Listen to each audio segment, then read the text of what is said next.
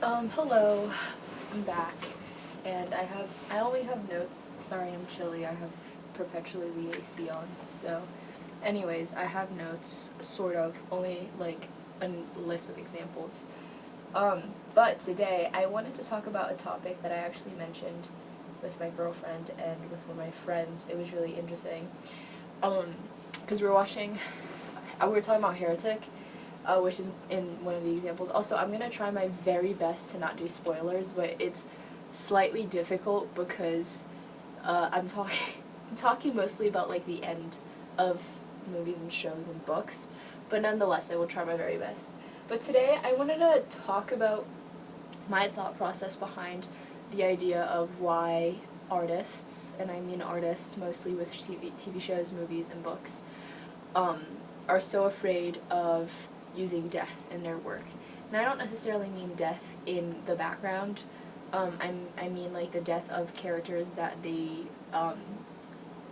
really committed to building, like a complex, like a character that's very complex, a character that's likable, or even a character that's not that likable, but nonetheless like a character that is very complex and has some connection to its audience. How, like, or why killing them is so difficult. And I say that out loud because it feels almost like logical that that would happen, that you would have such a hard time doing that. But I also think that because I've just kind of been, this summer has been a lot about anti-capitalist talk, I think that there is something that capitalism has played a part in the choice of the artist in this decision. And the reason I bring this up is because I have always been a Stranger Things fan since the very beginning. Like, I literally grew up watching that show just because it took so long for it to, like, be made. And watching a show that had such an amazing beginning and such great potential just slowly, like, deteriorate. Deteriorate. Anyways, it's a hard word to pronounce in English. Sorry, guys. It was just devastating. And there was a point, and this is kind of a spoiler, I guess, so sorry, where they had one of the, okay, you know what I'm saying, one of the very beloved characters basically die just for them to be like, hold on a minute.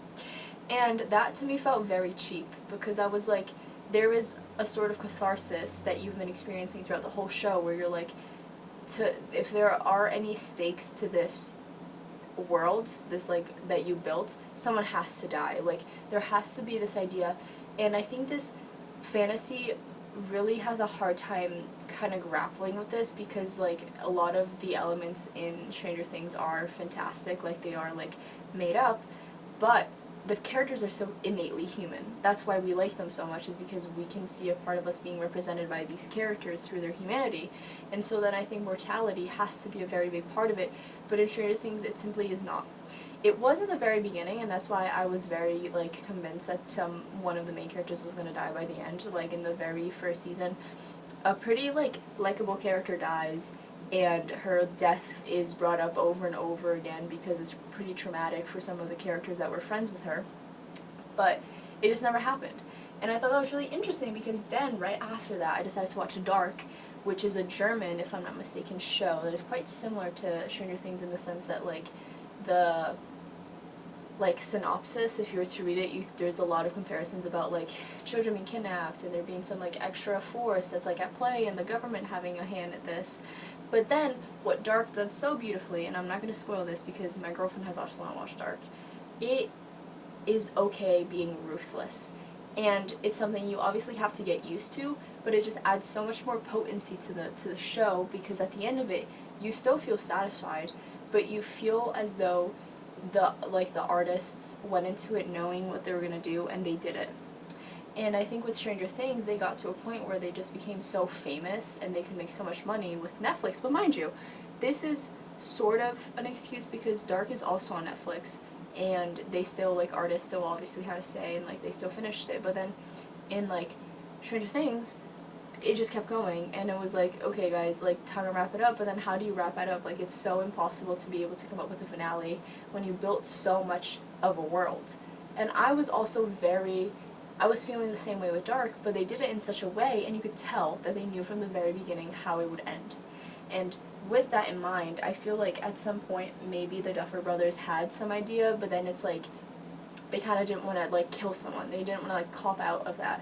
And I have always been someone that when a main character dies, or when someone like that is very lovable and you're not thinking that they're going to die, when they die, I just like it so much more, because I'm like, you're not doing it just for the audience, you're doing it for the art.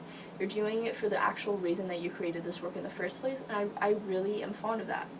And it reminded me, because, and I'm spoiling this because this is like a very old book, it's like a classic, but The Great Awakening by Kate Chopin, I don't know, by her. At the end, it is kind of like open to interpretation, but the main character like walks into the sea, so it's kind of like symbolic of like a death, and I absolutely adore that, because I was like, yes, I understand this like open for interpretation, but like for the most like logical viewpoint, she probably did die, but I thought it was something so beautiful, because it's like a story that I love to be immersed into works, but I think that when they're supposed to be symbolic of humanity to some degree, when you still have that show of mortality, I think that it just makes the work so much more special, because there's something to lose. And I think when you have something to lose, you actually like appreciate the things there so much more. And I've been really on this like anime grind as of late, and I really feel that way with anime so much. And maybe it's just because what I've been watching lately has been like that, and like a lot of, maybe not, maybe like the bigger part of anime is actually not like this, and I just happen to find the really good ones. I don't know. But I watched Attack on Titan, and without even really spoiling anything, in like the third episode, the main character dies, and it's so like jarring, like you're not expecting that to happen, but then when that happens, you kind of are put in a place where like every single character in this movie, in this show, in this work is precarious, and that's very akin to human beings. Like, we live a life that is very precarious. Like, our safety for most people is like a given, but it's also not. You know, there's so many ways that you could die every day that people always take for granted. But then I think being reminded about that in like in a very abstract way, I think is actually quite human, you know? I think there's a very human thing about life, a very animal thing about life, about knowing about your own mortality, and not only in like the passage of time, but also just in like the mundanity of it all. You know, like I started biking and I just became more precarious. Like I would be biking and I'm like, holy shit, I could just get like killed by a car. And I sound like super like cynical about it, but it's like weird when you're put in a position where you didn't have to realize your mortality, that you do, but you have to keep on doing that thing. And I think that's what I really like about these animes, is because they're put in positions where they know that they could die, but they have to do it anyways. And I'm not saying that that's most human beings, that they have to be put in like a position where like they have to face death every day, but especially with our like our society and how we've become so like desensitized to like murder and everything happening with all these wars, I think that when you have invested your time and energy into watching a show and then watching that one person that you really like die, sometimes it's actually more beneficial and more, not beneficial, more effective in getting someone to empathize with that character, which is interesting because for anime, for example, like it's way less real than if you watch Dark or Stranger Things, because it's all animated. But I also still feel like there is a pushback from the very artists to do that. And I even think in Heretic, if you ever watched that movie, there was a lot of scenes where I felt like there was like a cop-out where I thought that one of the two girls that are like Mormons, Jehovah's Witnesses, I don't know, that they should have died and they didn't, and I was like, you are taking away so much from the work right now and you don't even realize it, and it's so frustrating because all of it is there. The only thing you have to do is you have to make that choice as an artist, and so many of them don't make it. And mind you, it's coming from me who hasn't actually created any art that's like significant like that, but more as like a viewer, and I think I know some about movies-ish, so I don't know. I just always thought that was a really interesting thing, and I didn't even need my notes. I already knew all the, I think I mentioned all the examples I wanted to. Yeah, basically, and then I'm watching, God, I'm mispronouncing everything in this video, Jujutsu Kaisen. Same thing, like I like the precarity of the characters is what gets me to come back.